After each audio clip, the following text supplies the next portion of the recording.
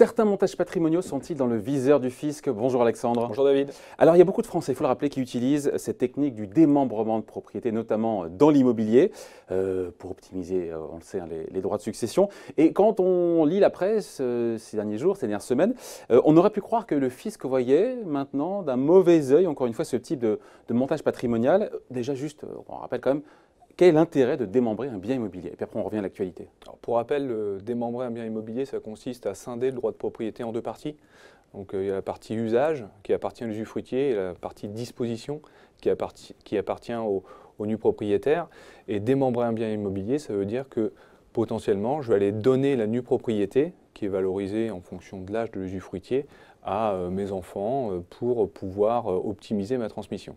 Et donc concrètement, on paye moins de droits de succession, c'est ça l'objectif? Effectivement, la valorisation de ma nue propriété, elle est fonction d'un barème défini à l'article du Code général des impôts et permet de diminuer l'assiette au titre des droits de donation, appelés droits de mutation et titres gratuits. Voilà.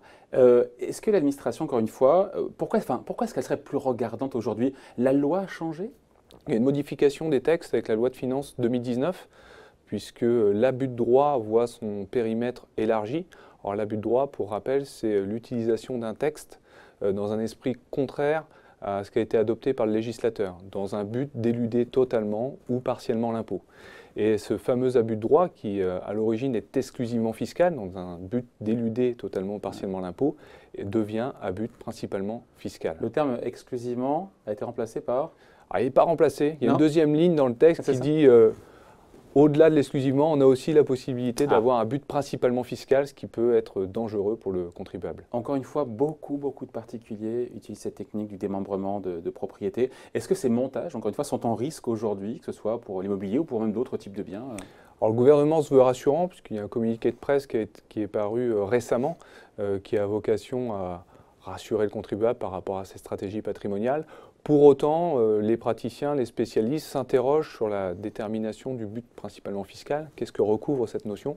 Parce que c'est une notion subjective et qui est aujourd'hui pas définie par le législateur. Donc il n'y a pas de risque, encore une fois, pour celles et ceux qui ont déjà pratiqué ce démembrement de propriété ou celles et ceux qui seront amenés à le faire dans l'avenir? A priori, non. Après, il ne s'agit que d'un communiqué de presse, donc il faut faire attention dans cette preuve que stratégie c'est un vrai patrimoniale. sujet. Pour que Bercy lâche un communiqué de presse, c'est qu'il y a quelque chose. Oui, il y a beaucoup de bruit sur tout ça. Ouais, beaucoup.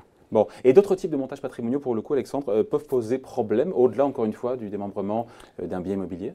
L'idée du principalement fiscal, c'est que ça touche énormément de sujets. Donc évidemment, on pourrait s'interroger sur différentes stratégies qui sont aujourd'hui adoptées et qui pourraient rentrer dans le cadre du principalement fiscal. J'entends par là, par exemple, une donation avant cession qui permet d'éliminer des droits.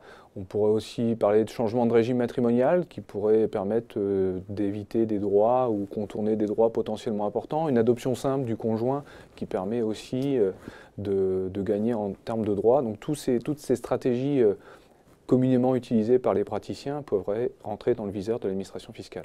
Donc ça va dans votre sens, mais plus que jamais, on se dit qu'il vaut mieux se faire conseiller, encore une fois, pour ne pas risquer de voir son montage patrimonial requalifié, parce que c'est ça le risque derrière. Il est effectivement conseillé de se faire accompagner au mieux pour être, on va dire, dans une situation de précontentieux, préparer des arguments vis-à-vis de l'administration fiscale pour pouvoir se défendre en cas de contrôle.